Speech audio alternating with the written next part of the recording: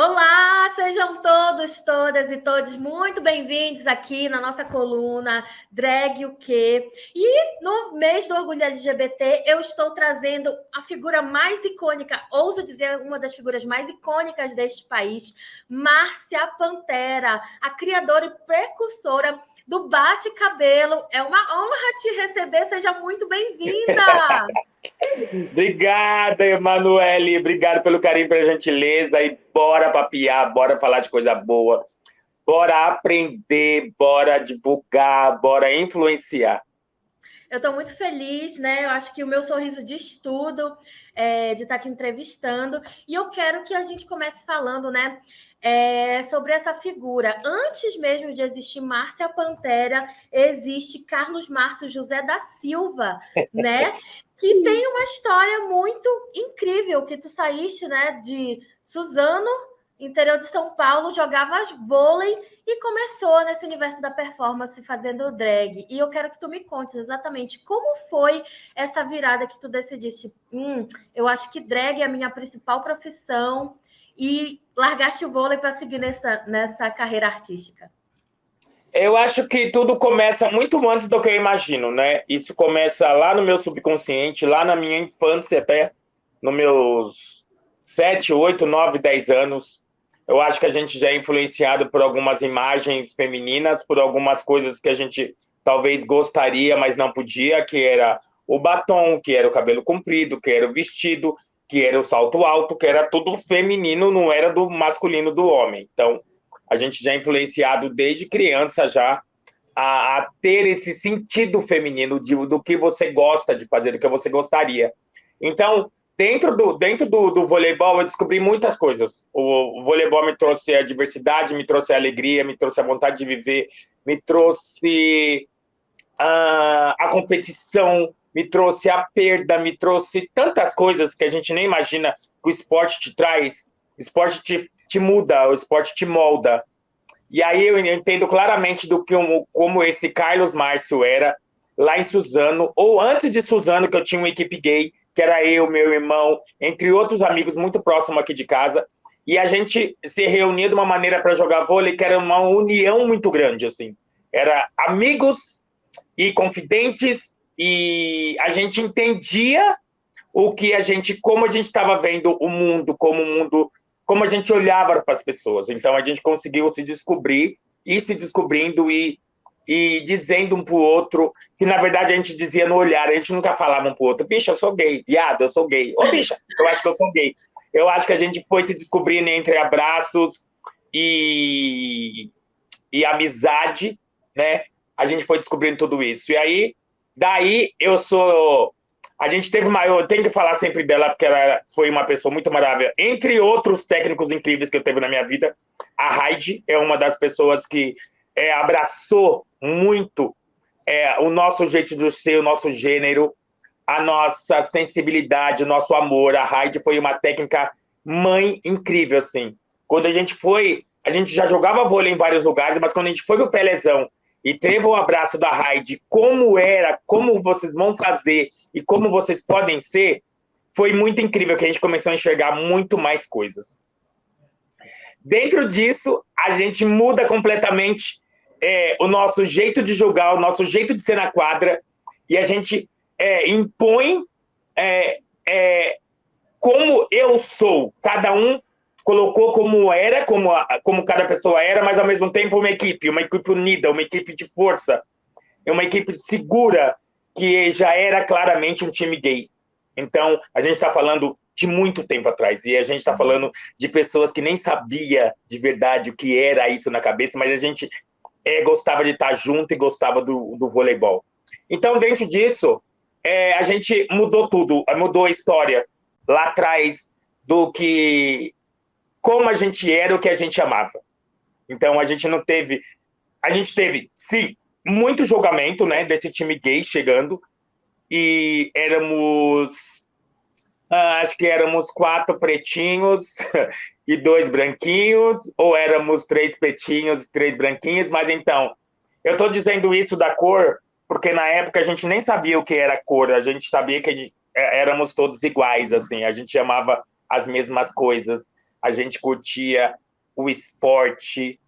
Mas pronto, eu vou mais para frente, não vou ficar horas falando sobre isso. E aí eu lembro claramente que quando a gente foi para Suzano, que foi eu e a Lica fazer teste, o Jorge e o Robson já jogavam em uma equipe, acho que era uma equipe grande, que era Paulistano ou Pinheiros, eles passaram lá, e aí a gente não tinha feito teste em lugar nenhum. Tanto que eu e a Lica fomos para Suzano fazer o teste. Também chegamos de uma maneira, especialmente, fomos muito bem tratados no clube, basicamente interior, mas não era esse interior tão grande, que Suzano é 1 hora de São Paulo, mas era tão maravilhosa, e a gente fez o teste, a gente passou no teste, o técnico, que era o Célio, ele foi especialmente gentil, todos os meninos foram de uma gentileza gigante, e ele, por alguns segundos, depois de uns 2 ou 3 dias, ele parou o treino, porque viu algumas gracinhas, ele falou assim, aqui não, aqui vocês vão tratar todo mundo igual, eles não são diferentes de vocês, então...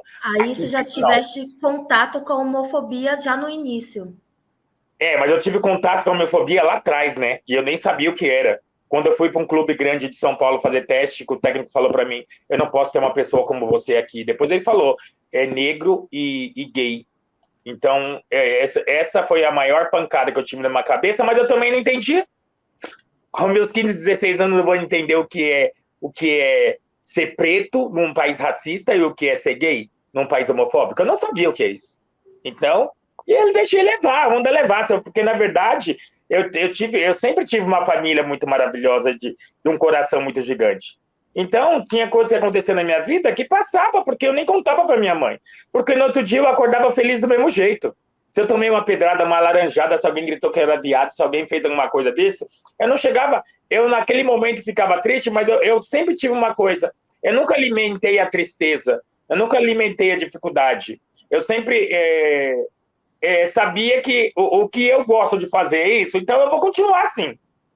Bom, continuando lá em Suzano, a gente já teve essas primeiras brincadeiras meninos, que na verdade não foram brincadeiras pesadas, mas o técnico foi muito rápido em descobrir que aquilo poderia ficar grande, e aí ele já cortou, e aí os meninos pediram desculpa, e a gente aceitou as desculpas, e aí a gente tornou claro que uma grande família, porque a gente morava embaixo da arquibancada, e eram os quartos que a gente morava, e daí lidava com os meninos todo dia, eles tiveram o prazer de conhecer as nossas pessoas, tiveram o prazer de me conhecer, eu tive o prazer de conhecer eles, tive o prazer de se divertir, de dar risada, de chorar.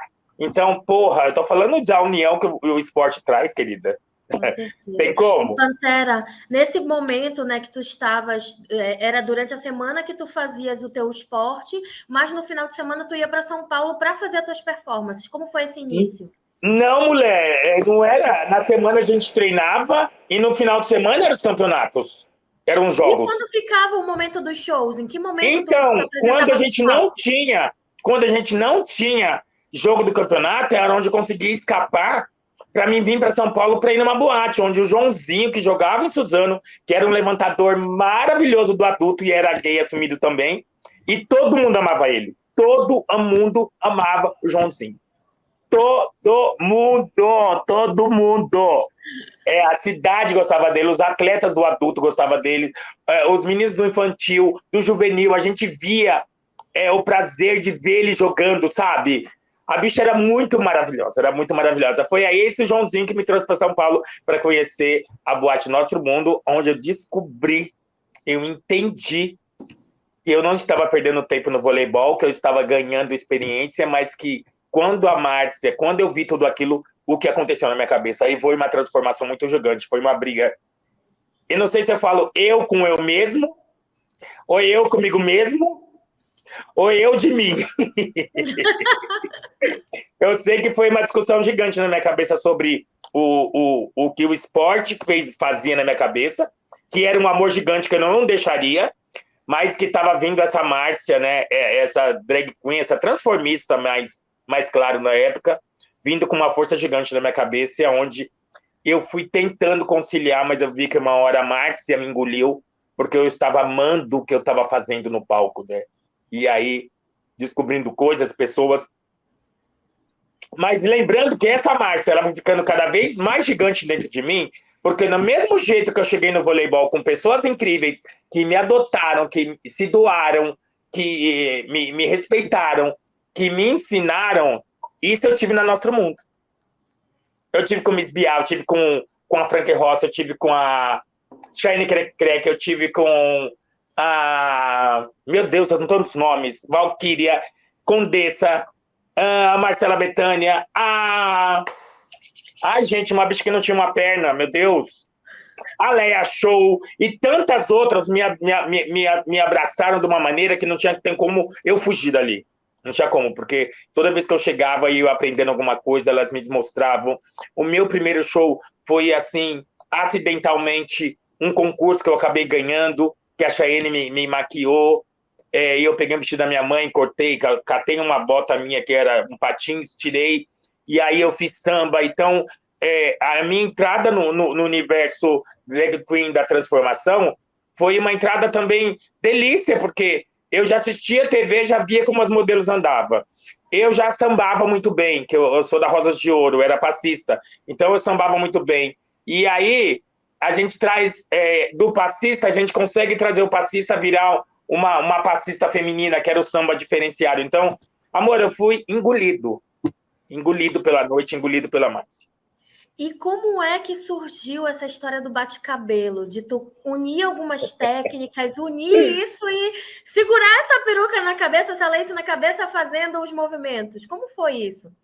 Eu acho não. A princípio, quando eu comecei a jogar o cabelo diferente do que todas elas faziam, eu ainda estava de trancinha.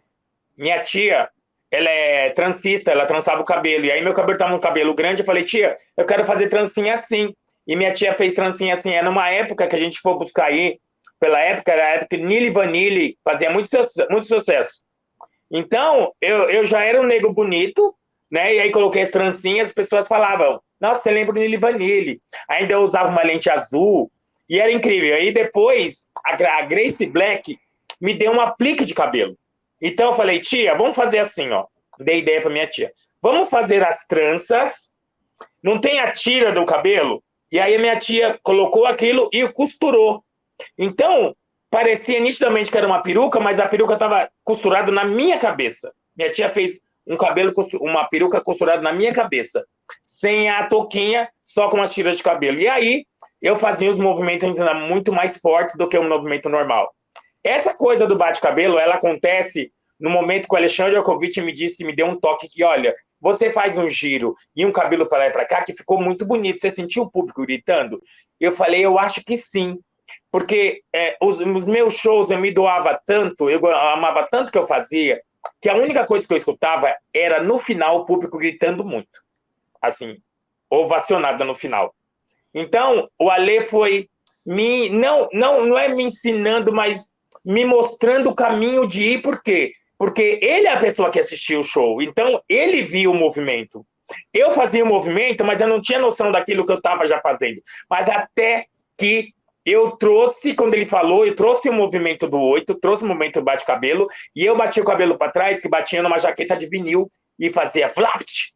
E aí o público gritava. Então foi aí que Márcia Pantera começa a criar o movimento bate-cabelo, começa a fazer um giro diferente. E depois de alguns anos, a gente teve outras drags que começaram também ter a Márcia Pantera como inspiração e vieram também fazendo esse movimento como Verônica. Na verdade, na época, quem fazia o bate-cabelo era só eu, depois veio a Verônica e depois de algum tempo começou a vir algumas outras drags. Então, eu não posso também... uma infinidade de drags. Inclusive, uma curiosidade para ti. Aqui em Belém do Pará, enfim, toda sexta-feira, como eu te disse, eu faço matéria, né? Eu entrevistei uma drag queen que tem apenas 15 anos, ela fez 15 anos recente. Tu és uma figura de inspiração para ela. O nome dela Calma. Espíndola Brotero, e ela ganhou um concurso de bate-cabelo aqui em Belém, numa ball, e usando a tua técnica, 14 anos. Então, eu aproveito e te pergunto como é inspirar, né, pessoas ao longo desses mais de 30 anos de carreira e aqui em 2023, com alguém com 14, 15 anos que conhece a tua trajetória, continuar inspirando essas figuras que estão nascendo hoje. Eu acho que eu diria a mesma coisa. Antes de responder essa pergunta, eu preciso também enaltecer uma drag queen que hoje não está entre nós, mas ela fez também o bate-cabelo ficar ainda mais bonito, que foi a Verônica. A Verônica tinha um bate-cabelo também muito maravilhoso e uma técnica que ela criou, né? Que ela se inspirou em mim e colocou um pouco da técnica dela. E aí a gente veio e, meu Deus do céu, isso que aconteceu. E aí eu falo para você que essa inspiração que essa drag queen de aos 15 anos tem olhando Márcia Pantera, eu também tive uma inspiração aos meus 17, 18, que era Marcinha do Corinto. Então eu imagino sim como é se inspirar numa pessoa, como é se inspirar em outras pessoas, como é eu me inspirar em Naomi Campbell, como é eu me inspirar em Marcinha do Corinto, como é eu me inspirar e me espiar em outras pessoas que me deram tanto essa mão gigante. Então, eu fico especialmente feliz, porque eu entendi, agora há pouco, eu entendi o que é ser inspiração para muita gente, porque a gente talvez não tenha essa noção. Eu acho que a gente não tem essa noção do que é ser inspiração para uma galera tão gigante e que ama seu trabalho. Então, eu fico feliz, eu não sou uma pessoa que vou ficar me jogando confete, nem me ostentando sobre uma coisa que aconteceu na minha vida. Eu sim sou a criadora e precursora do bate-cabelo no meu país, e acho incrível isso tá num tamanho que tá, porque tudo isso faz parte também no show, do movimento, tem que ter força, agilidade, um cabelo bonito, tem que, sabe, tem que amar o que faz. Então, é tudo que é a escolinha que eu tive. É a escolinha do amor, do carinho, da gentileza que eu tive lá atrás com essas pessoas. Então, não podia ser diferente. Porque imagina comigo, eu sou criadora e percursora e sou a drag que lançou o bate-cabelo. Imagina eu não deixando nenhuma outra drag fazer isso. Não me copiem. Não quero ninguém fazendo bate-cabelo, que isso é uma coisa minha. Imagina. Talvez eu não seria essa influenciadora tão gigante de influenciar tanta gente que faz o bate-cabelo. Eu nunca impedi pessoas de fazer. Eu sempre deixei isso muito aberto para as pessoas fazerem um show e colocarem no momento do show o bate-cabelo. Eu só fico triste quando aconteceu de pessoas querendo tirar essa história de mim, sabe? Querendo invadir minha história, querendo engolir minha história no momento que eu tive um momento de fraqueza, que a gente vai falar mais para frente. Mas eu acho que é isso. Entendi. Aproveitando, né, que tu falaste que tu és essa grande influenciadora e no teu Instagram tu tem 117 mil seguidores. Como é, né, gerenciar e fazer essa transição para quem começou nos palcos, né, e também levar essa presença para o digital, que também é uma outra linguagem, né, que envolve esse audiovisual? A gente anda um tempo, não posso esquecer de dizer isso, a gente anda um tempo que a gente nem tinha câmera de celular. A gente nem tinha celular. Quem tinha câmera era talvez o dono da boate ou o cara que ia filmar. Então, eu sou de uma época que a gente conquistava os seguidores no cara a cara, no sorriso, no abraço, na gentileza. Hoje em dia, né, vamos falar, acho que de 10 anos para cá, ou de 15 anos para cá, que o celular veio e veio com câmera, e entrou redes sociais, que a gente começou a perceber, eu demorei muito para ter Instagram, porque eu nem imaginava que eu ia Instagram.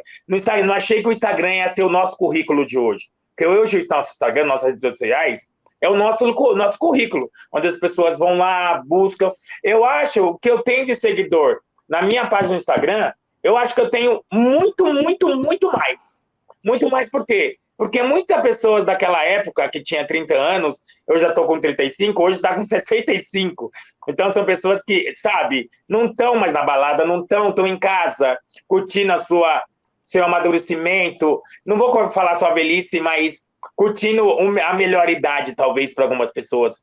Então, o número de seguidores que eu tenho, eu acho que eu tenho certeza que é muito maior que 117 mil seguidores. Mas eu não quero deixar esse legado gigante de seguidores. Quero deixar o legado de que foi a Márcia Pantera. Do que ela foi uma pessoa maravilhosa, gentil, superação, sobre amor, sobre carinho, sobre gentileza e sobre fazer o que ama. Simples assim. Em falar em superação, e tu tem sempre uma mensagem muito positiva nas tuas falas, né? No Instagram, pessoalmente, a gente conversando pelo celular antes dessa entrevista. E é um ponto que eu sei que você gosta de tocar, até para servir como exemplo, né? Esse teu momento que tu tiveste um momento, e aí eu te deixo à vontade para falar, que foi no momento que você intitula como um momento de fraqueza, de ter entrado no mundo das drogas e ter feito essa chave de virada na sua vida e hoje voltar a levar essa mensagem também contra as drogas, uma mensagem de superação. Como é para você falar sobre isso hoje? Hoje é muito mais tranquilo falar sobre isso, porque hoje a gente vê isso a cada esquina, a cada lado, em todos os lugares a gente vê uma pessoa precisando de uma ajuda e a gente vê o tanto que a gente talvez não dá mão para essas pessoas.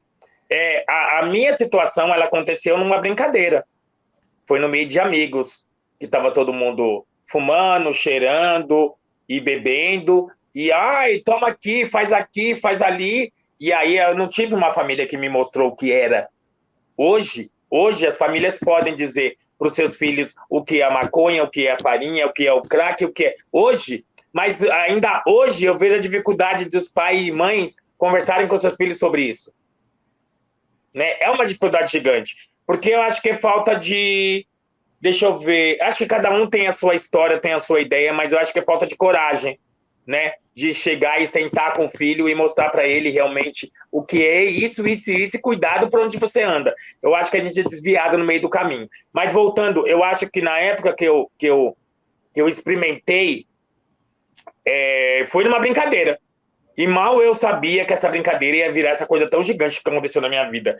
Essa coisa de me tirar a vontade de fazer tantas coisas. E, na verdade, eu comento com as pessoas que a droga entrou na minha vida como uma escravidão. Eu virei escravo dela. Tudo que eu tinha, tudo que eu ganhava era para estar do lado dela. Eu troquei família, eu troquei esporte, eu troquei meu trabalho, eu troquei tudo para estar do lado da droga. Então, imagina você aí tendo essa escravidão de a droga poder te levar para esse caminho, se você conseguir voltar, e graças a Deus, depois de anos, eu acho que a coisa mais importante da minha vida que aconteceu, que eu perdi, não foi o dinheiro, não foi o material, foi as pessoas que você perde, né? Quando faleceu minha mãe, faleceu minha avó, faleceu meu irmão, essas pessoas que eu perdi, não tive a chance de falar o tanto que eu amava elas, e aí hoje fica, sabe, sempre uma coisinha lá no coração de poder ter falado, mas eu tenho certeza da felicidade delas, da onde elas estiverem me observando, me olhando, e entender que o Márcio superou, que o Márcio venceu, que não foi fácil. Fui para a clínica, fui não sei para onde, tive recaída, vou para cá, vou para lá, caí num poço de 1 quilômetro, cabuquei, caí mais 1 quilômetro. Então, não é fácil, não é fácil. Então, o que eu digo sempre para algumas pessoas é tomar cuidado. E a primeira coisa que eu falo para algumas drags, Márcia, me dá uma ideia, não sei, me fala alguma coisa, falar, querida, você pode fazer o que você quiser, só não se mete com droga. E não mexa em nada que não é seu. Acho que foi isso que eu aprendi. Então, quando eu consegui passar por tudo isso e voltar, nossa, eu voltei com sangue no olho, com uma vontade de viver, uma vontade de sonhar, com muito mais vontade de sonhar, de realizar, porque eu sei claramente o tempo que eu perdi. Eu sei o tempo que eu perdi. Eu perdi muito tempo. Muito tempo. E aí hoje eu quero engolir esse tempo. Eu não quero perder nada, eu não bebo, eu não fumo, eu não uso nada de droga. Eu quero acabar o show, eu quero estar no meio da pista, eu quero me divertir, eu quero entender a noite, eu quero entender do meu trabalho que eu fiz, eu quero entender o abraço, o carinho, a gentileza das pessoas. Eu quero voltar para casa, eu quero entender que eu vou ter cansado, mas eu estou feliz. Eu quero ver uma formiguinha fazendo o trajeto dela e indo embora. Eu não quero perder mais nada. Eu não perco mais nada, porque hoje eu sou uma pessoa careta e feliz. Márcia, tua história dá um livro e tu já falaste que tu gostaria de escrever a tua história. Quando tu dizes isso, tu queres escrever um livro, já estás escrevendo, tu tem planejamento de lançar? Conta para mim. Olha, minha vida dá um livro, mas um livro muito babado, sabe? Muito babado, uma história de vida, de superação, de vontade de viver, de cair no buraco, de sair desse buraco, de voltar a trabalhar, de voltar a ser feliz. E meu livro, então, quem está pensando em fazer uma coisa legal, que a gente já está conversando, eu fiz um documentário agora há pouco, que vai sair daqui a pouco para vocês. Um documentário com um cara brasileiro, mas que mora fora, mora na Alemanha, e a gente conseguiu recursos para fazer, mas daqui a pouco sai isso. A gente está tentando fazer um longa, talvez, depois vire até um livro, talvez, com Marcelo Caetano, que é um diretor de filme maravilhoso, que me ensinou e me ensina, e a gente aprende todos os dias a como ser uma atriz, a como ser um ator. Eu já fiz o papel de um Márcio no com o filme Verona, depois eu fiz o Corpo Elétrico, depois eu fiz curta, depois eu fiz tanta coisa. Então, sempre é um aprendizado. Eu tive uma pessoa me ajudando a entender um pouco do universo do cinema. É um cara que nem é ator, mas é um cara que estudou e sabe. Eu olho para ele e ele me mostra como ir, que é o Wagner Cavalcante, que é o diretor da Blue Space. Então, amiga, eu tenho amigos de todos os lados que você imagina que eu puder contar, com tudo. Então, eu vou pensar nisso. Já pensei nisso, escrever um livro, mas para escrever um livro a gente precisa ter tempo para você lembrar de tantas histórias. E o mais importante disso é quando você consegue chegar aos seus amigos antigos, porque os seus amigos antigos, eles te viram uma chavinha de coisa que talvez que você esqueceu, mas são coisas incríveis, sabe? Eu acho que é por aí. Entendi. Mas, inclusive, tu falaste sobre filme, documentário. Eu quero essas datas aqui no meu privado depois, viu? Vamos falar com exclusividade. Lembra da nossa coluna para a gente contar essas novidades para quem te segue, para quem te acompanha. E agora a gente está se encaminhando para o final. Eu ainda tenho algumas perguntas e não podemos esquecer, né? Como tu és uma figura muito representativa, tu, como mesmo tu falaste, homem gay, periférico, negro, que faz drag, tem todo esse histórico. Qual é a maior mensagem? Qual é a mensagem que tu gostaria de deixar nesse mês alusivo ao orgulho LGBTQIAP+. A mensagem para as pessoas, eu acho que é você seguir sua vida, seguir seus impulsos, seguir as suas vontades, seguir os seus sonhos, as suas metas. Eu acho que a principal mensagem que eu tenho é também tomar muito cuidado com as drogas, que ela pode tirar de todo esse percurso que você cria na sua cabeça. E eu acho que a gente pode ser o que a gente quiser, na hora que a gente quiser, onde a gente quiser. E é isso que eu tenho comigo. Eu sempre fui eu em todos os lugares. Eu nunca precisei me mascarar ou colocar uma máscara para entrar ou sair. Eu sempre fui eu, educado, gentil, amoroso. Eu acho que é isso, sabe? Eu acho que não adianta. Aquilo que a Glória Maria diz numa mensagem é muito claro, é muito claro. Ninguém vai deitar no seu lugar quando você morrer.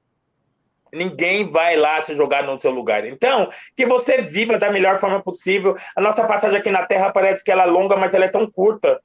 A gente pode aprender aos 15, aos 12, aos 20, aos 30, aos 50, aos 70, aos 80 anos. A gente vai sempre estar aprendendo alguma coisa. A gente não sabe tudo. Não adianta você ter 15 mil faculdades e não usufruir dela, e não passar para as pessoas a gentileza, e não mostrar para as pessoas aquilo que você sabe de bom, você não passar para o seu próximo passar para o outro. E é isso que a Márcia fez. Quando ela criou o movimento, ela deixou tão em aberto que hoje acontece isso. Isso, antes da Márcia, no voleibol, eu estou falando de uma época muito lá atrás, que era essa gentileza. Então, eu sou a mesma pessoa. Eu acabei de falar, se você vê o Márcio e a Márcia Pantera falando, eles são muito iguais, sabe? Eles são muito parecidos. É que a Márcia, ela tem o poder de alcançar muito mais. Ela alcança as pessoas, ela tem o poder de falar com muito mais gente. E aí, quando eu estou de Márcio num vôlei ou num lugar onde eu tenho a atenção das pessoas, eu faço a mesma história. Eu tento mostrar para as pessoas que, olha, a minha história foi assim, mas a sua pode ser diferente, pode ser melhor, e eu pode ser pior, depende de você. É você que vai... A vida é sua. Só quem pode mudar ela é você. Aproveitando, tu já até falaste aí que tu continua jogando vôlei e tudo mais. Como é que tá a tua agenda? Já deixa a tua agenda de show, já deixa o contato para quem quiser te contratar, deixa as redes sociais, bora, pode lançar.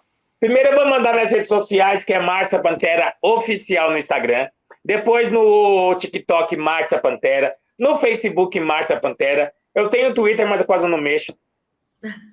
A minha agenda de trabalho é uma agenda que eu amo o que eu faço, então, às vezes eu estou muito cansado. Eu viajo para a Alemanha a cada 3 meses para fazer um trabalho incrível. E aí eu tenho uma agenda de trabalho que tem um caderninho aqui, ó, que dá para ver que tá babado. E aí eu te falo que o mês de julho, o mês de agosto, o mês de setembro já está tudo muito bem encaminhado. Eu sou uma drag queen brasileira, preta, da periferia, mas que alcancei com o meu trabalho, com o amor ao meu trabalho, eu alcancei outros países, eu levei a minha arte para outros países. E eu tenho pessoas incrivelmente maravilhosas que me levaram e me ajudaram a abrir essa porta. Eu tenho a Leclerc, que é uma drag lá de Colônia, de Köln, que me levou para fazer o primeiro trabalho. De lá eu engatei para Hamburgo, de Hamburgo eu engatei para a Suíça, de lá eu engatei para a Espanha, engatei para a Itália, engatei para... Ai! Entendeu? É sobre trabalhar, é sobre amar o que você faz. E quando você fala sobre uma drag queen brasileira, preta, que alcança todo esse universo, eu alcancei com o meu nome e com o meu sobrenome, sabe? Eu alcancei com o meu trabalho limpo e bonito, alcancei com a minha vontade, alcancei com o olhar das pessoas que falam, caralho, meu Deus do céu, o que é isso? O que é isso? Sou eu dando o melhor de mim. Eu não quero ser melhor do que ninguém, porque nunca ninguém vai ser melhor do que ninguém. Mas eu poder dar sempre o melhor de mim, isso eu posso todos os dias e dá para mim. Automaticamente, quando eu dou o melhor de mim para mim, as pessoas que estão em volta vão, sabe? É mais ou menos assim, ó. Lá atrás eu plantei uma árvore, tá? Mas plantei uma árvore que eu não sabia o tamanho dessa... A semente era desse tamanhozinho. Quando eu plantei ela, eu não imaginei o tamanho que essa árvore ia ficar. E eu vim regando, vim cuidando, vim podando. E essa árvore virou uma árvore com... Como fala o tronco? É o tronco que eu posso falar? É. O tronco tão grande, gigante, com as raízes tão profundas, e vocês não têm noção do tamanho que essa árvore ficou. Aí vocês não têm noção do quanto essa árvore me dá frutos. De quantos frutos caem na minha mão. De quantos frutos eu me alimento e de quantos frutos eu dou para as pessoas alimentarem.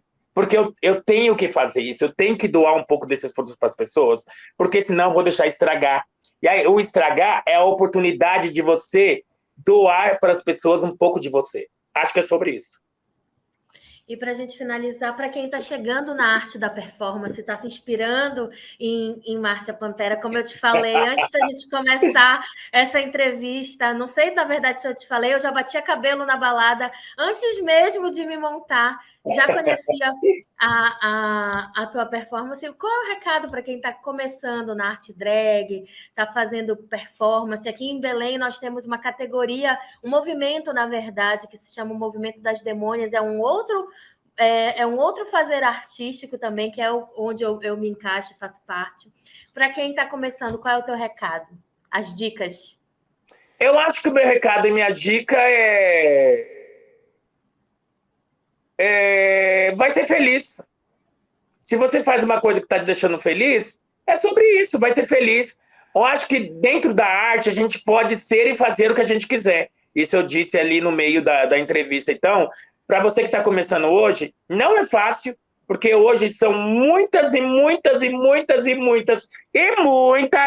drags chegando, muitas querem fazer arte, muitas querem fazer show, muitas querem ser influenciadoras, muitas querem ser youtuber, muitas, então, você vai descobrir o seu caminho. É só você que vai entender. Quando você vê que você fez um trabalho e aquilo te arrepiou e te deixou feliz, e mesmo você cansada, você chegar em casa e agradecer a Deus, é sobre isso.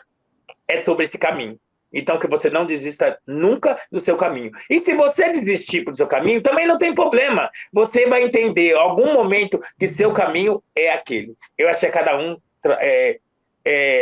criando ou indo pelo seu caminho. Cada um tem um caminho. Então, drags novas chegando agora, invistam principalmente na sua imagem, invistam no seu jeito de falar, invistam no que a gente tem de graça no nosso coração, que é amor, carinho, gentileza e respeito, que você não tem nada a perder quando você é uma pessoa humilde. Seja humilde, mas não seja boba. Humildade é uma coisa, ser bobo é outra. Então, seja humilde e entenda tudo o que está acontecendo ao seu redor. Isso é muito bom. Acho que é sobre isso. Tudo. Márcia, chegamos ao final da nossa entrevista. Muitíssimo obrigada por todo esse bate-papo, por essa conversa descontraída. Fiquei muito feliz em te conhecer. Para quem está chegando agora, aqui também em oliberal.com, ou está me conhecendo agora, eu sou Ellen Mundark, e vocês podem saber mais em @dragdelua no Instagram. E essa entrevista vai ficar disponível em oliberal.com. Muito obrigada, Márcia. Muito obrigada a todos, a todas e a todos. E até mais. Beijo no coração, deixa eu agradecer as pessoas que fazem parte da minha vida, que é meu irmão, minha irmã,